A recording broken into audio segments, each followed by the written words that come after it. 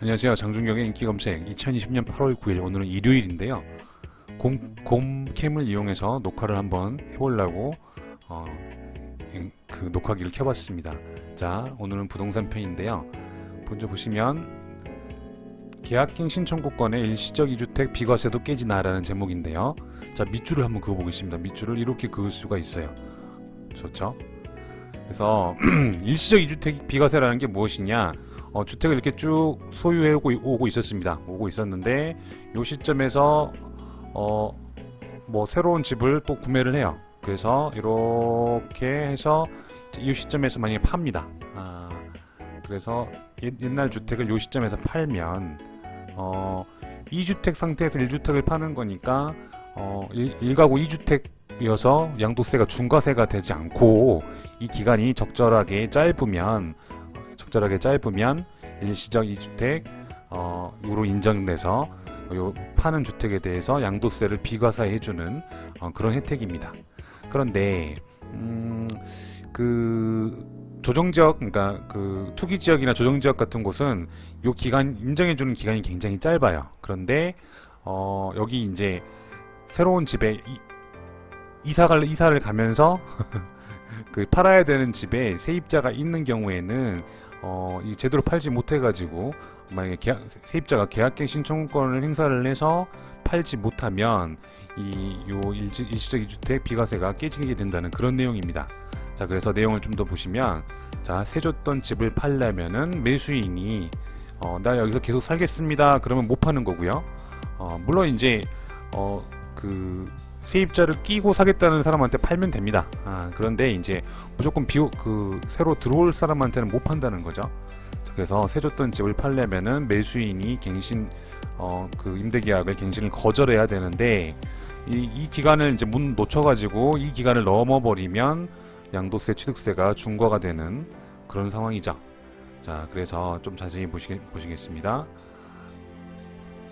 자, 보시면, 자, 여기 나와 있죠. 현행 소득세법은 갈아타기 등으로 일시적 2주택자가 되는 경우 1주택자처럼 양도소득세를 비과세해주는 혜택을 주고 있었는데, 여기 나와 있죠.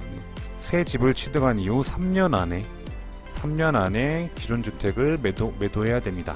그러나 조정 대상 지역에서는 좀 더 까다로운데요. 조정 대상 지역에서는 여기 나와 있죠. 2년 안에, 그죠? 그리고 12, 16 대책 이후라면 또 1년 내에 해소를 해야 됩니다. 그죠? 그래서 새로 이사간 새 집에 전입신고까지 맞춰야 1년 만에 전신고까지 맞춰야 비과세를 받을 수 있는 거죠. 그런데 기존 집에 세입자가 살고 있는 경우가 있죠. 기존 집에 세입자가 살고 있는 경우에는 자, 뭐 자녀 계약, 그러니까 세입자 임차 계약이 남아있는 경우만큼 유예 기간을 인정을 해줬어요. 그래서 1년 안에 집을 매각해야 한다손 치더라도 세입자의 계약이 남아있으면 그만큼 인정을 해줬습니다. 그런데 이때 세입자가 계약 기간이 끝나고 난 다음에 저 더 살겠습니다 해가지고 2년을 더 살게 되면, 자, 2년을 더 살아버리게 되면 일시적 2주택 기간을 맞출 수 없게 되는 거죠. 그죠? 그래서 물론 아까도 말씀드렸지만 실거주 매수인한테 팔면 괜찮습니다. 괜찮은데 그렇지 않은 경우에는 계약갱신을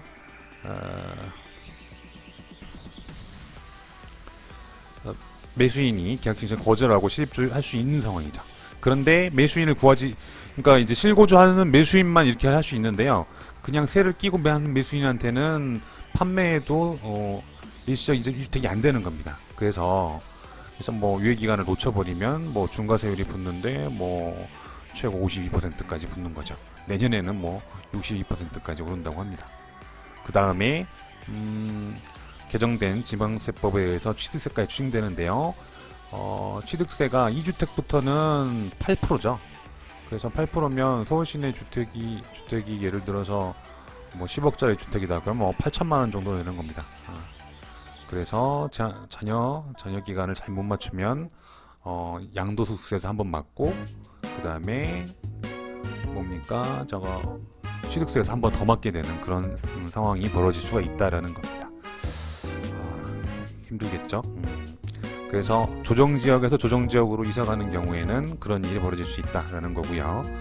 자, 그 다음 뉴스로서 역시 뭐 전세 물건이 없다는 얘기가 나와 있습니다. 5주째 전세가 굉장히 부족하다. 5주째 전세가 부족하다라고 나와 있고요. 자, 다음으로 그러나 이제 다행인 것은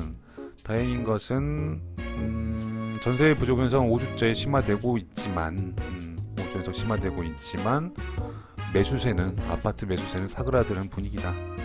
그래서 뭐 전세 주급 지수는 공급 부족이 심화됐다. 하지만 아파트 매수세는 안정됐다라는 뉴스. 그리고 매수 우위 지수가 119.6에서 129.8에서 119.6으로 크게 내려갔다. 라는 거고요. 7월 첫째 주가 아주 정점이었던 것 같습니다. 그래서 4주 연속 하락세다. 그래서 좀 안정을 취하고 있지 않느냐라고 보고 있습니다. 자, 다음으로 8월 4일날 부동산 대책에서 공공재건축에 대해서 이야기하고 있었죠. 그래서 공공재건축에서 대해서는 이 강남 지역이나 한강변 지역에서는 좀 좀 불만이 좀 많았었는데요. 역시 뭐 달래려고 하고 있는 것 같습니다. 그래서 뭐 500% 뭐 강남 쪽에 재건축을 시키려면은 뭐 분양가 상한제나 재건축 초과이익 환수제 같은 걸 조금 봐줘야 되지 않겠느냐, 뭐 이런 얘기들이 나왔는데요. 보시면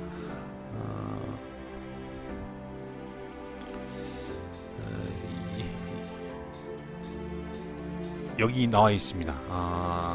공공정비사업의 기여분 조정은, 그러니까 500%로 상향시킨 대신에 그 국가한테 이제 토해내야 될 것을 조금 뭐 확정된 바는 없지만 지금 뭐 검토는 하고 있다. 이런 내용이 있고요. 하지만 이 업계에서는 아무리 검토해도 강남에서는 어림없다. 강남에서는 그걸 받아들이지 않겠다. 그래서 긍정적인 강남권에서는 긍정적인 얘기를 못 들을 것이다. 하지만 이제 사실은 이게 원래는 강남을 위한 게 아니라 애초에 주타켓이 강북권이었다고 합니다. 강북권. 그래서 그렇고요. 자, 다음으로 만약에 용적률을 500% 늘리면 어떤 모습이 될 것인가 이렇게 했는데요. 여기 헬리오시티입니다. 헬리오시티 맞나요? 헬리오시티보다 훨씬 더 빽빽가 돼요. 헬리오시티보다 훨씬 더 빽빽할 것이다. 저는 가보지 않았는데 거기 엄청 빽빽한 모양입니다. 그래서 그런 얘기를 하고요. 현실화돼도 문제다. 현실화돼도 문제다. 닭장 아파트가 우려된다. 그리고 50층짜리 아파트는 전부 뭐 임대 아파트가 많은 그런 세대가 아니냐. 그래서 뭐 그런 거에 대한 불만도 좀 있는 것 같고요. 여기 나와 있네요. 정부에서 발표한 용적률 500%에 50층을 그대로 허용을 한다면, 이걸 헬리오시티에 만약 적용시켜 놓으면 50층까지 쌓아 올리고도 뭐 더 끼워 넣는다. 지금도 빡빡한데 지금 이게 30층 뭐 헬리오시티 몇 층인지 모르겠지만 거기다가 50층짜리에다가 더 끼워 넣는다는 거죠. 그러니까 얼마나 힘들겠느냐, 뭐 그런 내용이 나왔습니다.